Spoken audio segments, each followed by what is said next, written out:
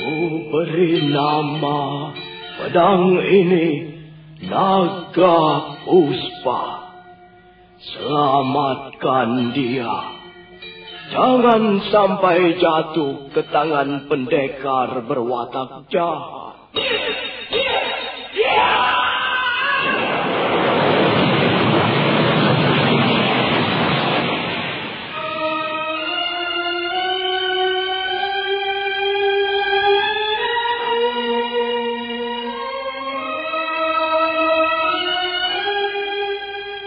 Tutur Tinula.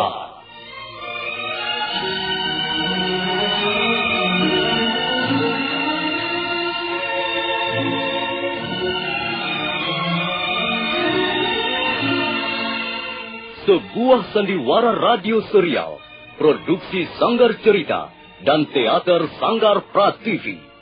Sebuah kisah dengan latar belakang sejarah runtuhnya Singasari dan berdirinya Kerajaan Majapahit.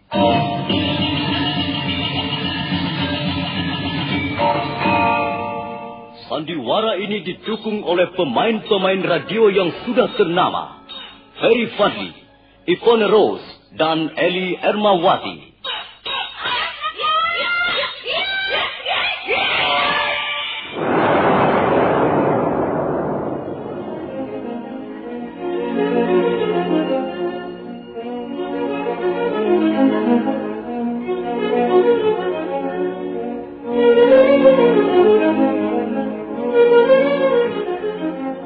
Cerita ini ditulis dan diolah oleh S. Tijab, hiasan musik dan sutradara J. Ispriyonoka. Kali ini mengetengahkan episode ke-9 dengan judul Badai Mengamuk di Atas Kediri.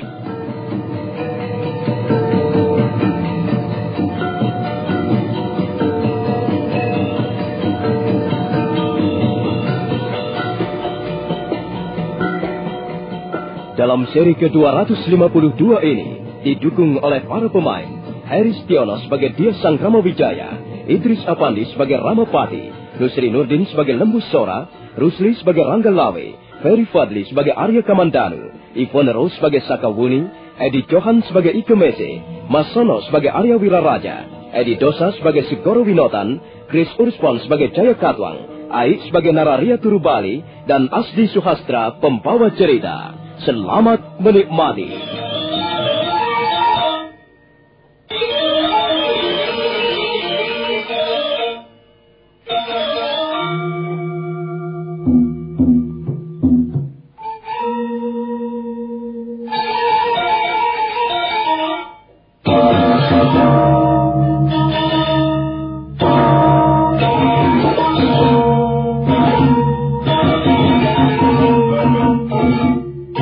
Malam itu, tanggal 15 bulan Caitra tahun 1293. Malam sangat lengang.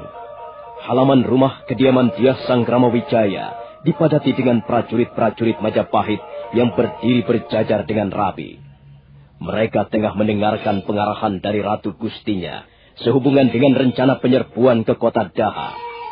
Menurut rencana, kota Daha atau Kediri akan dikepung 4 jurusan. Perang besar akan segera terjadi. Ledakan besar akan segera terdengar membahana di atas langit kota Kediri. Karena itu, Dia Sangkrama Wijaya merasa perlu mengobarkan semangat prajurit-prajuritnya.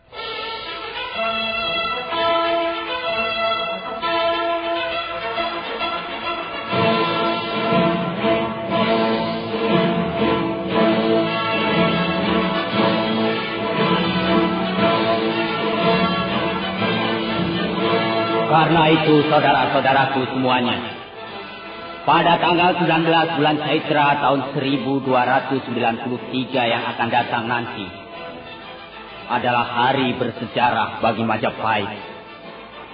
Pada tanggal itulah nanti kalian akan diuji sebagai prajurit-prajurit yang sanggup.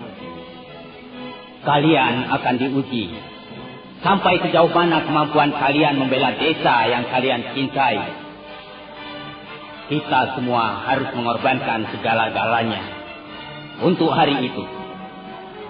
Kita semua harus memberikan segala-galanya untuk cita-cita dan perjuangan kita bersama. Mulai malam ini juga, kalian sudah bukan lagi menjadi warga desa biasa. Kalian adalah prajurit-prajurit Majapahit. Kalian akan bertempur melawan musuh.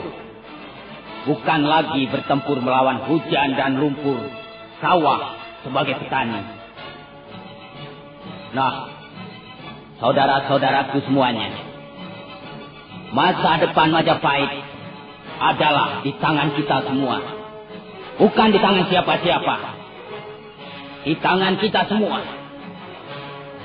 Sekarang, marilah kita pekikan teriakan semangat cinta kita kepada pedukuhan Majapahit. Hidup Majapahit! Hidup Majapahit! Hidup Majapahit! Hidup Majapahit! Hidup Majapahit! Hidup Gusti Sanggramawijaya! Hidup Gusti Sanggramawijaya!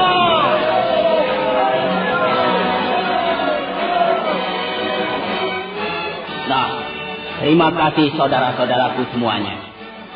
Selanjutnya aku ucapkan selamat berjuang dan selamat bertempur melawan musuh. Tidak ada yang boleh tinggal diam dan berpangku tangan. Semuanya ikut berjuang. Semuanya ikut berkorban. Semoga Sang Hyang Widi melindungi kita semua. Melindungi perjuangan kita semua.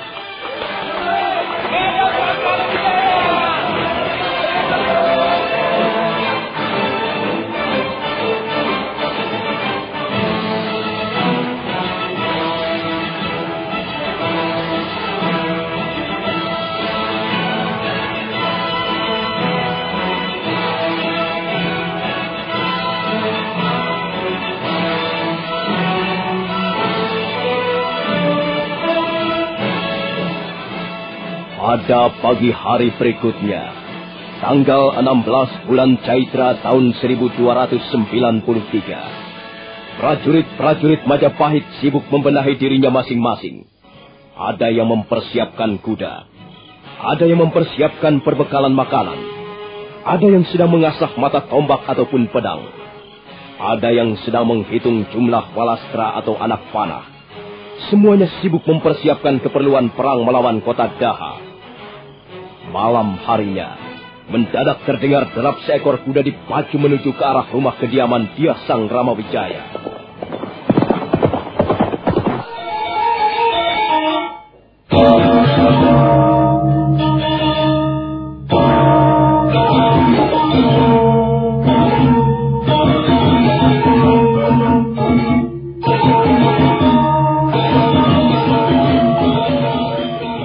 Ada apa, Paman Nubusora? Ada laporan dari Telik Sandi mengatakan bahwa bala tentara Tartar sudah bergerak menuju kota Daha, Gusti. Ya, kalau begitu, kita pun harus segera berangkat, Paman. Benar, Gusti. Sudah saatnya kita berangkat. Kalau begitu, siapkan anak-anak semuanya, Paman. Kau juga, Kakang Ranggalawi. Bantulah Paman Nembusora untuk mengerahkan pasukan Majapahit. Baik, Gusti. Saya kira tidak perlu Majapahit kita kosongkan, Paman. Tinggalkanlah beberapa ratus orang prajurit untuk menjaga desa kita ini. Baik, Gusti. Ayo, Ranggalawe. Kita kerahkan anak-anak sekarang juga.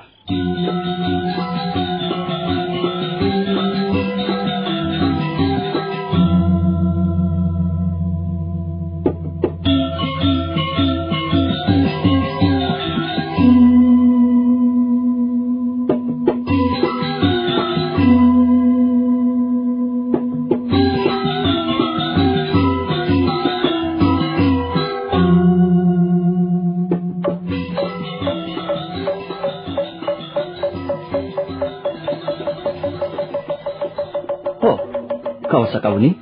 Apa yang kau lakukan di sini, Kamandano? Aku sudah membuat persiapan. Wah, kau terlalu lamban.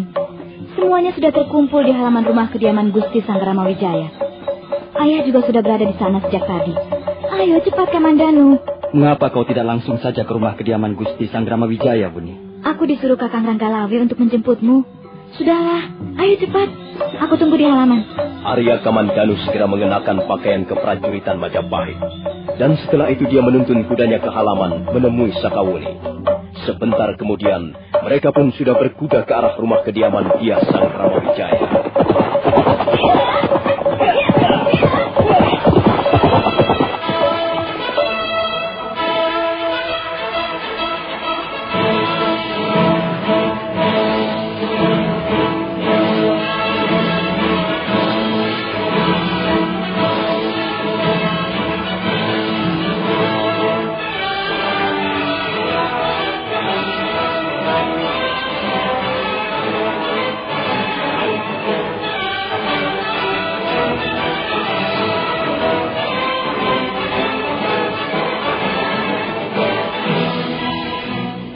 Maka demikianlah, tepat tengah malam tanggal 16 bulan Caitra tahun 1293, prajurit-prajurit Majapahit di bawah pimpinan langsung Dyah Sanggramawijaya berangkat menuju kota Daha.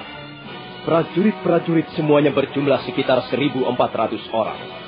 Mereka terdiri dari laskar panah, laskar berkuda, laskar tombak ataupun laskar pedang. Mereka berangkat dengan semangat menyala-nyala. Lembu Sora, Rangga Lawe, Kebo Anabrang, Banyak Kapuk, Sakawuni, Arya Kamandanu, Rakrian Demung, dan Gajah Biru, masing-masing memimpin 300 orang prajurit. Mereka bergerak secara diam-diam, tanpa suara dan tanpa menyalakan obor. Mereka menyusuri jalan-jalan rahasia di sekitar hutan Tari.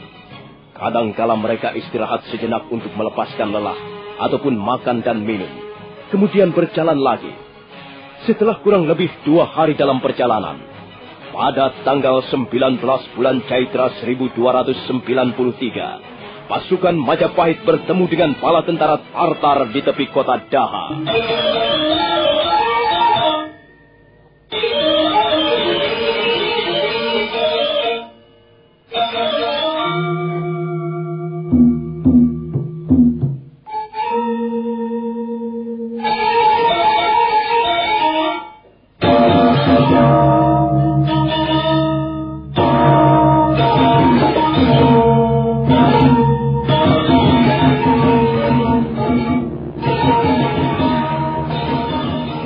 Bagaimana Tuan Panglima Ikumese?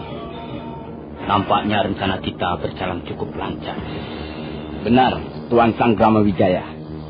Nampaknya rencana kita ini berjalan cukup mulus. Hampir tak ada rintangan di tengah jalan. Bagaimana rencana selanjutnya Tuan Arya Wiraraja? Ya, saya kira kita bisa tetap berjalan di atas rencana semula Tuan Panglima. Oh ya, bagaimana dengan Tuan Panglima yang lain? Maksud saya, Tuan Panglima Kausing dan Tuan Panglima Sipi. Apakah mereka juga sudah berangkat dari desa Pacekan? Sudah, Tuan Wiraraja. Panglima Kausing sudah mengiring 20 perahu jung di tepian sungai Berantas ke arah hulu. Tapi mereka harus menunggu perkembangan selanjutnya untuk ikut bergerak menggempur kota Daha dari tepian sungai. Panglima Sipi juga sudah berangkat dengan 700 prajurit. Oh, kalau begitu nampaknya semua sudah beres. Tinggal menunggu saatnya saja untuk menyerang. Kapan saat itu Tuan Arya Wiraraja? Menurut laporan Telik Sandi, kota Kediri diperkuat dengan bala tentara yang jumlahnya cukup besar. Karena itu, kita akan rugi jika menyerang dalam keadaan gelap. Lebih baik kita menunggu fajar menyingsing untuk bergerak, Tuan Panglima. Bagaimana dengan peranan pasukan Majapahit, Tuan Wiraraja?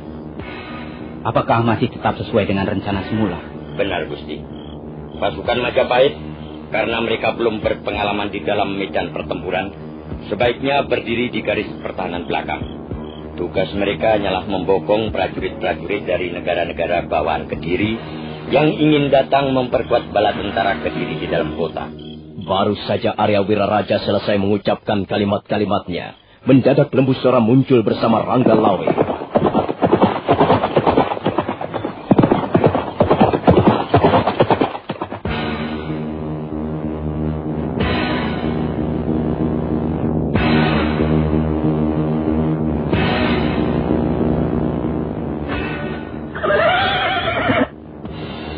Ada apa, Paman Lembu Sora?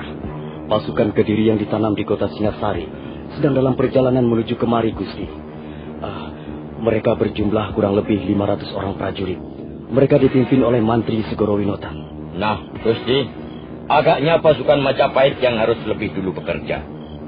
Kalau begitu, ayo cepat Paman. Kita hadang mereka. Kita jegat mereka di tengah jalan. Jangan sampai mereka memberikan bantuan ke kota Kediri. Baik, Gusti. Maaf Tuan Panglima Ikemeso. Kami terpaksa meninggalkan Tuan Panglima. Ada pekerjaan yang harus kami selesaikan sekarang juga. Silakan Tuan Sanggrama Wijaya.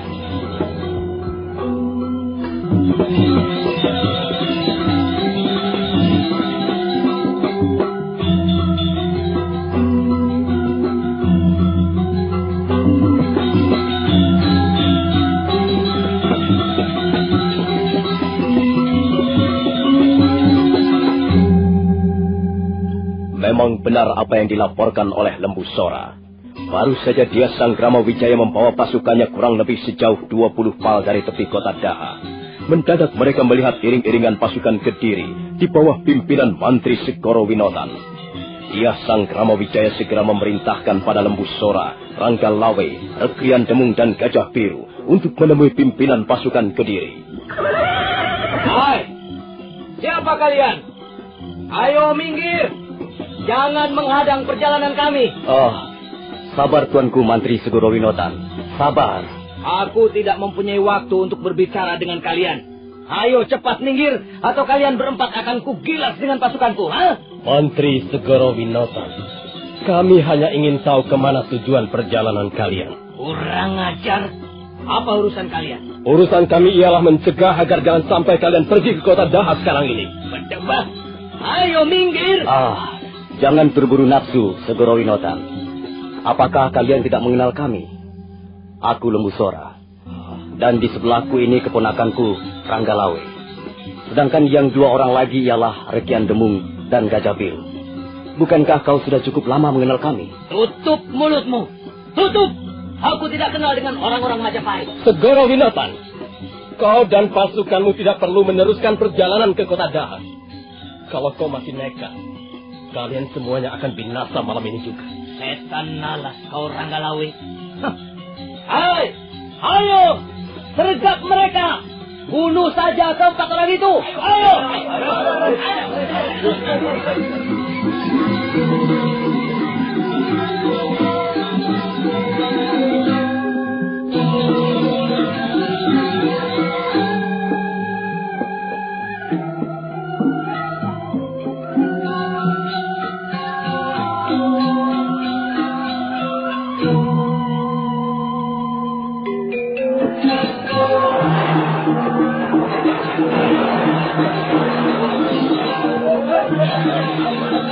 Begitu prajurit-prajurit Kediri bergerak untuk menyergap, Rangga Lawe segera menarik kerisnya yang bernama Mega Laman.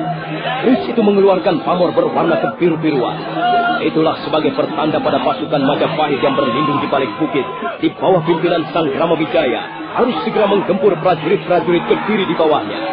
Maka berhamburanlah prajurit-prajurit Majapahit. Prajurit-prajurit Kediri menjadi salah tingkah. Apalagi setelah pasukan pemanah menghamburkan anak panahnya ke arah mereka. Prajurit-prajurit Kediri menjadi kebingungan. Mereka seketika kucar-kacir. Sebagian lari tunggang langgang, dan sebagian besar yang lain roboh bersimbah darah.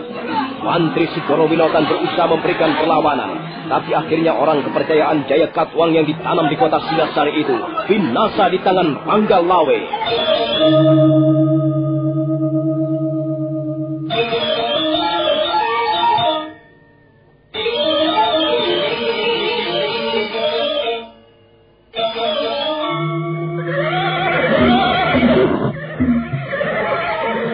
Mereka sudah dapat kita selesaikan, Paman Lembu Sora. Benar, Gusti. Berapa orang prajurit kita menjadi korban, Kakang Rangga Lawe? 35 orang prajurit terluka parah, Gusti. 20 orang meninggal. Sedangkan 60 orang lagi luka-luka ringan, Gusti. Baiklah. Bagi yang terluka parah, sebaiknya mereka tidak usah meneruskan ikut bertempur. Biarkan mereka merawat luka-lukanya dulu. Sekarang bagaimana rencana kita selanjutnya, Gusti? Kita tidak usah kembali ke tepian kota Daha untuk menemui bala tentara Tartar. Sebaiknya kita berkeliaran di sekitar daerah ini saja untuk mencegat dan membokong pasukan-pasukan dari negara bawahan yang ingin membantu pemerintah Kediri.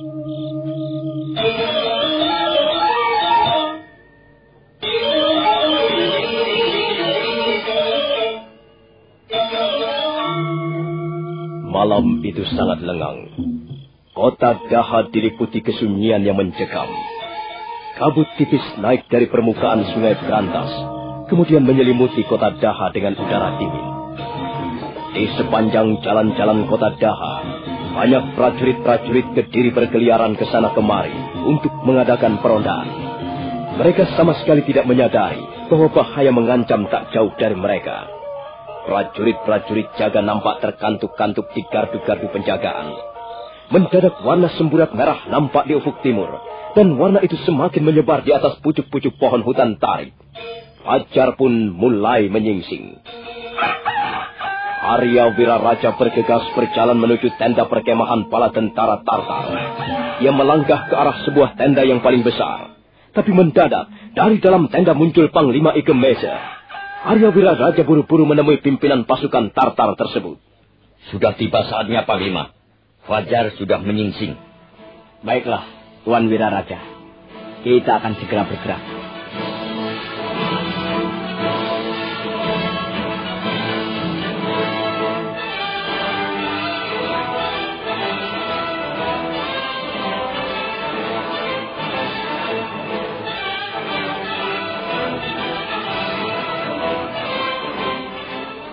Tak lama kemudian, pasukan Tartar bergerak ke arah kota Daha. Bentrokan yang pertama terjadi di Gapura yang menuju kota Daha. Pertempuran sengit pun segera berkobar, kemudian disusul bentrokan di tempat lain. Pasukan Tartar terus bergerak maju mengadakan pendadakan, pembokongan, ataupun penyergapan di mana-mana. Prajurit-prajurit Kediri nampak seperti belum siap untuk bertempur. Mereka terkejut mendapat serangan yang sangat mendadak, dan akibatnya mereka banyak yang terbunuh.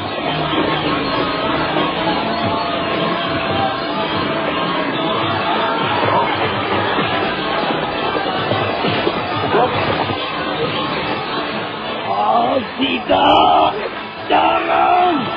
Jangan ambil kekuasaanku! Jangan robekkan payung kebesaranku! Jangan patahkan topaku! Pergi kau! Pergi! Pergi kau Sangrama Wijaya! Oh, jangan! Oh, jangan! Tanda Prabu! Jangan! Tanda Prabu! Jangan! Pergi kau Sangrama Wijaya! Kurang ajar! Pengkhianat! Tikus busuk!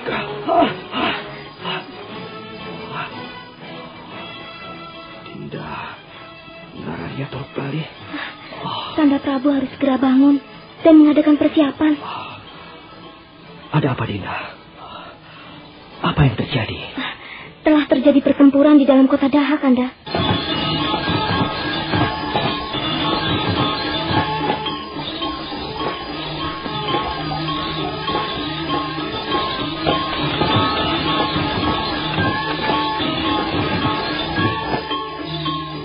Prabu Jaya Katwang terkejut. Raja Kediri itu segera menggeliat bangun. Bergegas melangkah ke ruang pakaian. Dia segera menggunakan pakaian keprajuritan. Nah, saudara pendengar, bagaimanakah kisah selanjutnya? Silakan menunggu seri berikutnya. Sampai jumpa.